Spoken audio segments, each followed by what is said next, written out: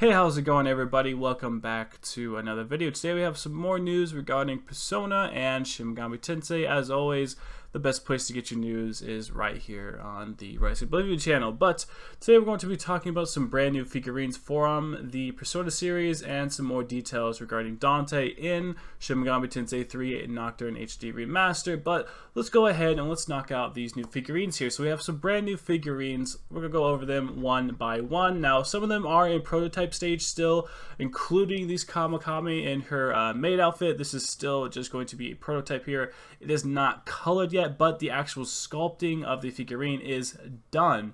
So we can get a nice little close-up view of what the actual figurine is going to be sculpted like, but we don't have any color yet. Her eyes are colored though. I would like to mention that. Looks like they just did lighter or darker colors sort of now. Just none of the actual outfit or, you know, her hands or anything else or her face has been colored yet, but we actually have a modeling of what the actual model will look like. She's on a little base here. She's got her mop, which is pretty cool. And this is the maid outfit. We have not seen this at all yet. We haven't seen any details about this yet till just now, which is pretty cool. And she has different facial expressions. I believe you can remove the face and pop on a new one just from right here at the ear and underneath the hair here. It looks like you can easily just pop the face off and put a new one on. Same thing with the arm here. It looks like the arm can be replaced to do this face. If you guys have played Persona 5 or Persona 5 Royal, you see her do this face all the time. It's pretty funny, just in general. If you guys have played and romanced her, it's quite a hoot. It's pretty funny things to watch go down. But yeah, and then we have the angry face, of course, which matches her so well, with a different hand articulation also and a new faceplate on there as well. Like I said, the eyes have been done, just the actual body and the outfit have not been colored yet, but that is what we got so far for her. Moving on here, we have Haru, fully colored, fully, sort of rendered out and everything. She comes with a little tea set and, of course, her axe, which just pulls together her, character so well. The parallel, she's, little girl sitting there drinking tea with a giant axe on the table next to her. This looks very Viking, very Nordic to me, this axe here, which I believe is also an axe you can get in game. This might be her standard axe, I think, now that I think about it. But we have her there sipping some tea, some more close-ups of the actual chair. It looks very royalty-like. But yeah, there's Haru sipping on the tea, and then there's one without the hat on and without the mask on as well. I believe that mask there is just a part of that sort of head model there, and then we have the hat as well. But you can choose to take that off, which I think this one looks a lot nicer to me, to be completely honest. I think I'd have the hat and mask off just because, she just looks a lot cuter without it on. But moving on, we have Makoto as well. So this is not just the regular Makoto or the Phantom Thieves outfit Makoto. This is the Dancing in the Starlight Makoto. If you guys have played some of the dancing games, you know that Persona 5's, Dancing in the Starlight. She has on a completely different outfit. The whole gang actually has on a different outfit for the dancing games. Any of the Persona games, I believe, they all have on different outfits for the dancing games, which is pretty cool. So this is her in her dancing outfit. And I'd like to say, the people who make these figurines really do them very well. You can just tell, look at the details on the boots, the strings and everything, just the little lips on the back, the actual shaping of the boot, the highlighting, the darker edges and stuff like that. It looks so nice. Facial expressions as well. They do a very good job of articulating these models to look so close to what the actual characters would look like and what they would do. It's really nice to see the attention to detail. Even the stitches on her outfit look so nice. Just in general, the Atlas people over at Atlas are just really good at designing characters and making their characters have so much pizzazz to them, I guess you could say. I don't know what other word to put for that. They have a lot of style. Same thing with their music and everything else. It's the attention to detail in their games that really show through the attention to their characters. So whenever they make, these statues, these models of them, they look so nice. Even the little braid in her hair is still there as well. The checkering and stuff like that on her, skirt is pretty good too. Everything looks so nice for this character and this model. I think out of all of them, I would really like to have this Makoto one. I can already tell now these things are going to sell out like no other, and they're probably going to pop up around conventions whenever conventions start opening up again, and they're going to be upscaled probably 10 times more than what they are going to be. Anything Persona regarding music is always, upscaled by a fucking magnitude of 3 in terms of how much money they're going to cost. It's pretty insane sometimes. So pre-orders for this figurine will be available soon. Says that there, and I think the same is going to be for everything else. Pre-orders the figurine will be made available August 25th on Hobby Japan Online shopping, starting August 25th, of course. We don't have details, I guess, on Makoto there exactly, and for her, she's still in prototype. Kawakami is not even colored yet, so it's still in prototype. You can expect to be able to get that probably for another while now. I'll keep updating you guys on that, of course, as well, whenever it comes to these figurines. I'm excited to get more of these. I want to know what they'll do next. Let me know in the comment section below, guys, what you would want to have and what you would like to have them actually model next. What character? It seems like they were willing to stretch out to the dancing game, so it really could just be pretty much any character in any outfit. So I don't know. We'll have to see what we get next. But moving on over to Shin Megami Tensei news. So we did get the breaking news that Dante is going to be coming back to the Shin Megami Tensei series. Now, a lot of people had doubts about this, about him coming, because what version of Shin Megami Tensei 3 were we, actually going to be getting? What version were we getting? There's technically a couple different versions, a couple versions that released in Japan. Some of them had Dante, some of them did not have Dante. Well, I'm going to explain this all to you, give you the whole story here as to why people were upset about this. It is because Dante is technically not in the original version of Shin Megami Tensei 3 Nocturne. He's technically in the second iteration, but he's not in the third iteration. He's actually replaced with a different character.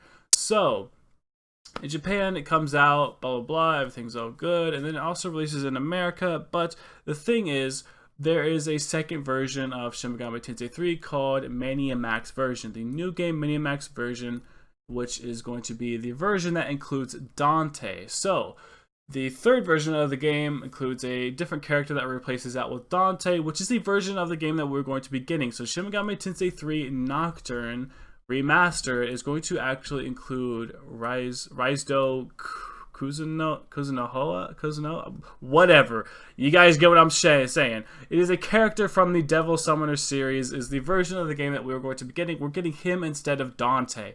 But with a roughly $10 DLC, we can actually revert back to that second version of Shin Megami Tensei 3, not the technically third version.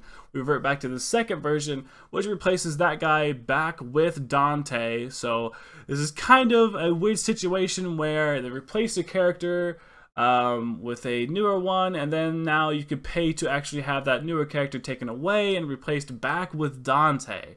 So with $10, it says 980 yen, tax included. That's roughly $10 here in the States. So you could probably expect the DLC going to be around $10 or so. It's actually going to be replacing that guy with Dante. So whenever you play through your game, that dude's not going to be the guy from the Digital Summoner. He's going to actually be Dante instead. So yeah, that's basically what the deal is going to be with that. So you could sort of have technically two different versions of Shin Megami Tensei 3 Nocturne. You could technically do 2 playthroughs and have different dialogue from a brand new character. So it's really $10 to switch one character out, which is quite a lot. So you kind of have to think about that, whether or not it's really worth it. I'm a big Devil May Cry fan, and depending on how much the game costs for Shin Megami Tensei 3 Nocturne, maybe I will end up doing that. To me, that doesn't seem too crazy if it's going to be a very long game.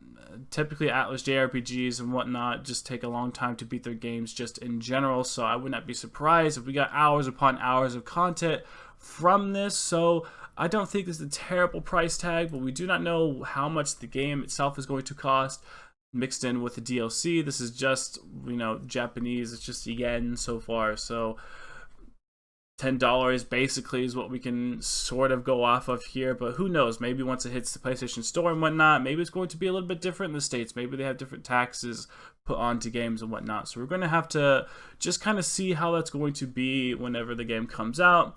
It also says in this game, the piercing effect has been added to Dante's skill, Sun's Oath. Not 100% sure what that means. I didn't play through all of SMT3 when it came out, when I played it back when I was younger, so I'm not 100% sure what the actual piercing effect is, but that has been replaced as well. But yeah, that's the details on all of Dante and the being a DLC for SMT 3. I still think this is pretty cool because technically we're getting all of the content, all the good content we want. It's there, it's available. We do have to pay for it as well, but either way, at least it's there and at least it's available. And I think that's gonna kind of wrap up this video, guys. I know a lot of you have been upset, or whenever I posted these videos, if there's any news that's more than 2 days old in my video, it gets attacked. It gets literally attacked by so many people. I kind of make these videos to be a wrap-up sort of, guys. Not a lot of people are on these websites refreshing their pages constantly, looking for brand new news, and not on the Twitter accounts that post brand new news every single day. I kind of give this to the people on YouTube, to the people who don't really have time to check every single day for brand new news. Maybe they just have time to watch a 10-minute video every week or so. That's why I'm making these videos, to wrap up a lot of the news from maybe the past couple of days. So it includes brand new news. It also includes news from a day or two old. So I'm trying to make every single video I upload include something from just maybe today or maybe something from yesterday. But I don't also have all the time in the world to be recording and making a video every single day that a brand new tiny detail of the game has come out. So some of my videos might include news from a day or two old, but it also includes very brand new news as well. Typically, I would like to string that all together, but either way, sorry about that. I'm just not going to be able to possibly do brand new things every single time. You might see something that's a day old. Not everybody typically has been refreshing the pages so much that they see that, and I also like to give different commentary, different thoughts about what's going on here. But anyways, I digress. But let's just continue on with giving out news. That's what I'm going to be doing, basically.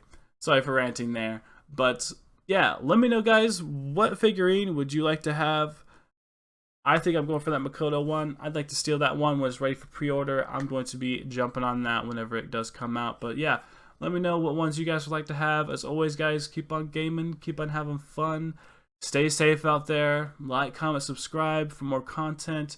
Let me know if you like these kind of videos. I haven't talked about the Persona figurines yet, but they look so cool. I just had to. But yeah, I'm going to see you guys in the next episode.